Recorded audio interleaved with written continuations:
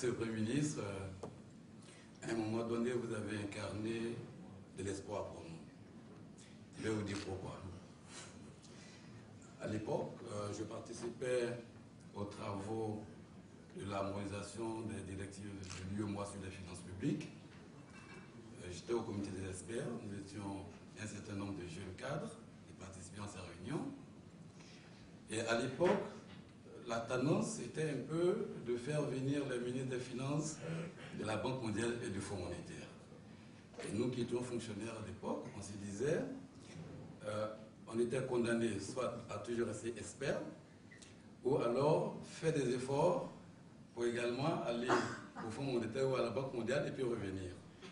Et lorsque nous avons vu que vous, je ne sais plus très bien si vous étiez encore ministre ou bien Premier ministre, vu que vous veniez du Trésor, un pur produit du Trésor, qui avait gravi des échelons jusqu'à être ministre, alors nous nous sommes dit que nous également avions de l'espoir. C'est pourquoi je dis...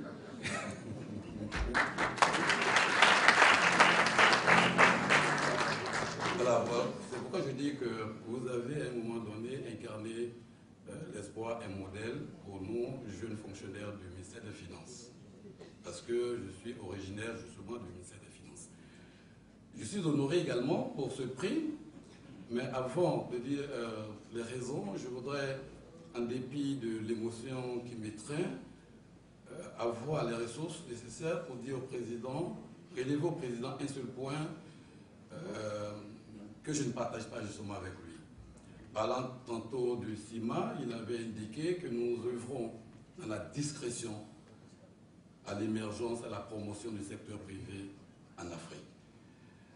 Je pense que l'institution, ou du moins à travers les 2 journées, hier et aujourd'hui, ce que j'ai pu voir, je pense que le CIMA a besoin d'être davantage médiatisé. Bravo.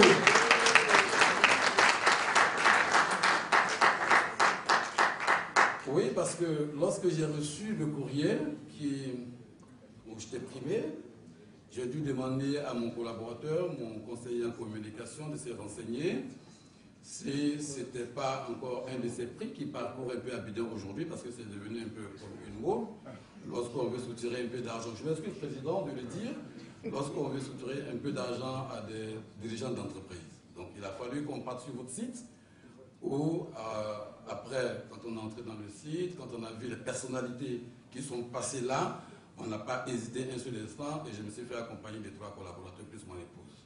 Pour dire toute l'importance que nous accordons justement à l'institution et au prix. C'est pour cette raison que je dis qu'il faut davantage communiquer, médiatiser la structure. Je suis honoré parce que ça fait 1 an et demi, presque 2 ans que je suis à la tête de la LONASI. Je peux penser que ce prix, au lieu d'être le couronnement d'efforts, c'est plutôt une invite à faire davantage, à nous encourager, un prix d'encouragement. Parce qu'au-delà de la LONASI, c'est la Côte d'Ivoire. La Côte d'Ivoire qui est encouragée parce que nous venons d'une longue crise. Il y a seulement 1 an et demi que la crise a pris fin. Mais aujourd'hui, sous l'impulsion de son Excellence M. Alassane Ouattara, président de la République, nous ambitionnons pour 2012 terminer avec un taux de croissance de 8%. Donc, c'est dire qu'il y a des efforts qui sont faits. Et ce que je voudrais encore préciser, c'est que dans ce taux de croissance prévisionnel, c'est le secteur privé qui doit tirer justement la croissance. Donc, toute la stratégie du président Ouattara est basée justement sur le secteur privé. Faire du secteur privé le moteur de la croissance ivoirienne. Et nous, en tant que structure étatique, parapublique, comme l'a relevé tout à l'heure le Premier ministre, notre mission, c'est justement de participer à cette dynamique. Parce que dès l'entame de son mandat, le président Ouattara a indiqué sa détermination à faire de la Côte d'Ivoire un pays émergent à l'horizon 2020. Mais ce défi ne pourra être atteint qu'avec le secteur, surtout avec le secteur privé. Et nous, au niveau de la LONASI, la Loterie nationale de Côte d'Ivoire, heureusement que j'ai eu un dénoncier, le Premier ministre qui est passé tout à l'heure, qui a essayé de dévoiler un peu les missions de la LONASI, parce que quand j'étais assis, tous les lauréats qui sont passés venaient du secteur, j'allais dire, stratégie. Alors à un moment donné, je me suis dit, mais moi qui suis dans le secteur des loisirs, si je montre, qu'est-ce que je vais bien dire au public? Mais comme le Premier ministre l'a indiqué, une de nos missions, la plus noble d'ailleurs, une des plus nobles, c'est de contribuer au mieux-être des populations grâce aux bénéfices que nous réalisons. Parce qu'en réalité, nos entreprises n'ont pas forcément vocation à distribuer des dividendes, bien que nous en faisons les résultats, parce que nous fonctionnons comme une des entreprises privées. Nous sommes régis par le traité de l'OADA, professeur Dessous. Donc c'est pour cette raison que j'ai été très intéressé par le thème qui a été développé hier. Donc je disais, nous réalisons des bénéfices, comme toute entreprise, seulement ces bénéfices ne sont pas distribués entre les actionnaires, mais plutôt retournés vers les populations.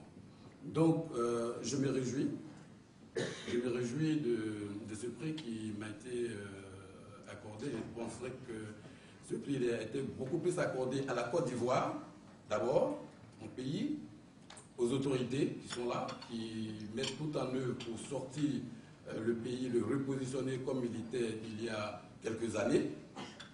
Ensuite, la LONASI. La LONASI, que je dirige depuis 2 ans, donc je pense beaucoup plus que ce prix-là est pour la LONASI. Président, avec votre permission, je voudrais inviter mon épouse à m'écouter parce que je dois indiquer que si j'ai pu atteindre les résultats qui sont aujourd'hui salués par le CIMA, en partie c'est grâce à elle également. Et après